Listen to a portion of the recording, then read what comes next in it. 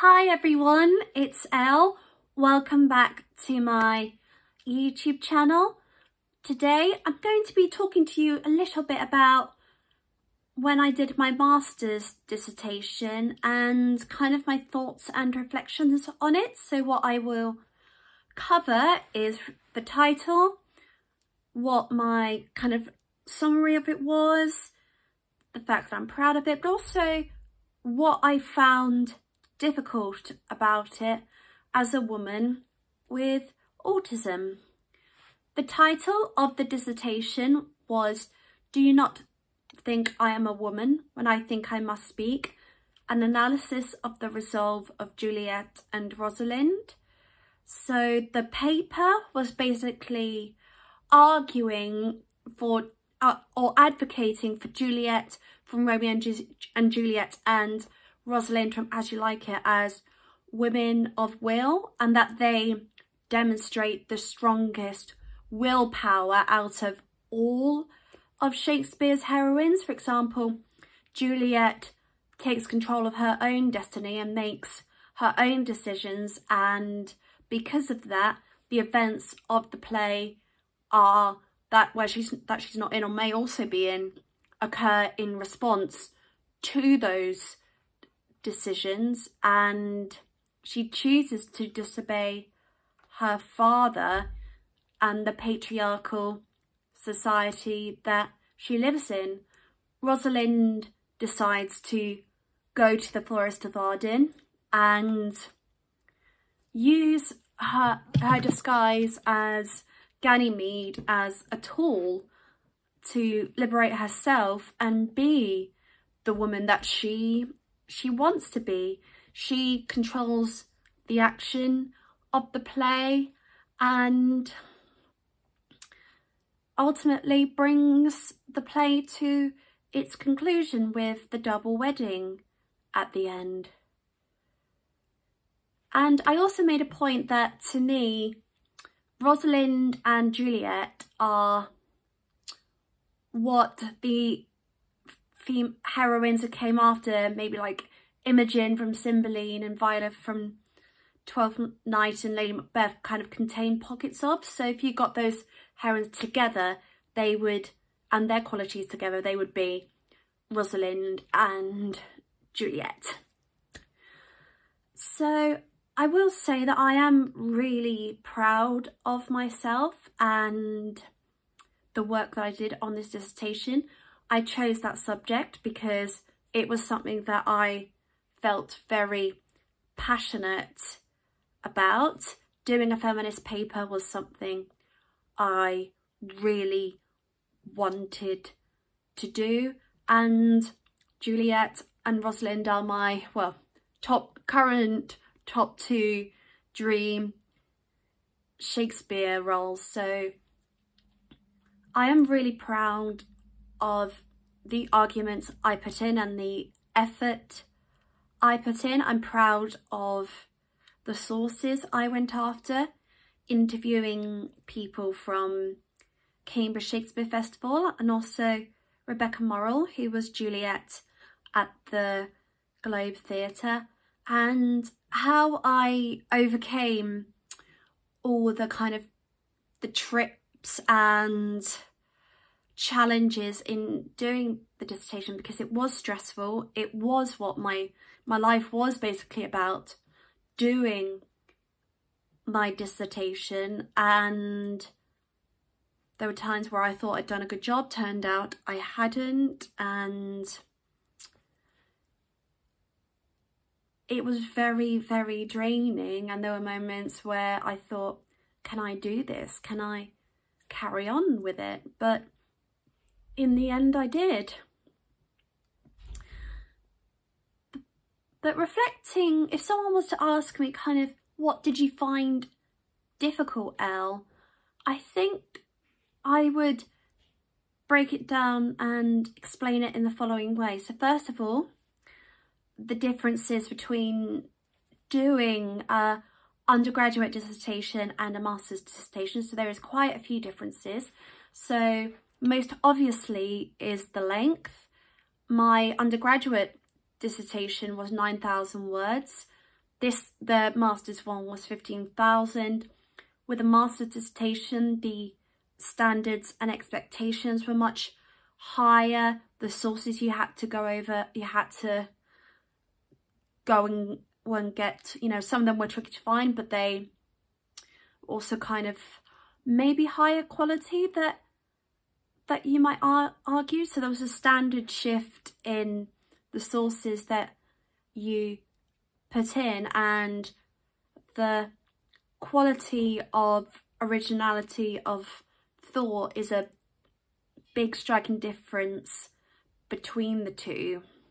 So for masters, I would say that's more critical in achieving well in a master's than it is in an undergraduate dissertation. So, okay, so how did I find this difficult as a woman with autism? So, being a woman with autism, one of the biggest things I struggle with is communication. So, and communication to interact and guide my way through this neurotypical world. So how am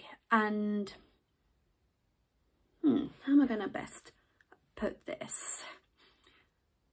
So during the dissertation, I had to very frequently go over what I was saying and trying to explain it to people and be able to tick certain boxes. I mean, ticking boxes for anything as someone with autism is really hard. It's really hard.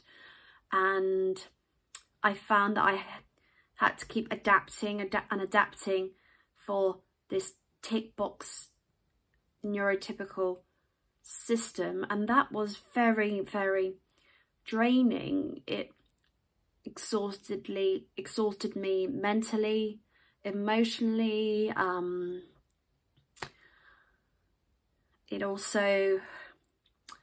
It gave me like panic attacks, and it pressed my anxiety buttons quite a lot. And yeah, so that was kind of the biggest thing I struggled with when doing the dissertation, was because it seems in this world it's very reliant on written communication and writing in a certain way, and for people with autism to feel they have to adapt or camouflage their autism to fit in with this neurotypical world, it can be very draining, and sometimes in extreme cases very damaging to their well-being and their mental health. So what else did I find difficult? I found some of the sources quite difficult. So my supervisor would suggest some sources to me, but then when I'd be going through them, I'd find it hard to find things I felt worked or suited to what I was trying to argue, and then it was trying to come up with a way of maybe disagreeing with a scholar. So if there was a source that my supervisor recommended and I often just couldn't see it and wouldn't include it, and I think that might have been a reason I might have lost some marks in the process, because reading can be really hard, because the words on the page don't often feel like they're going in, or if they do, it's an overload, and when there is an overload there is a mental block that I can't allow them to seep in, or I can't achieve what I was trying to set out to achieve, like understanding why a certain source and its content had been recommended to me. And I think there was a final thing that I found quite quite difficult. So I suppose another difficult thing was editing, and that was why I relied on having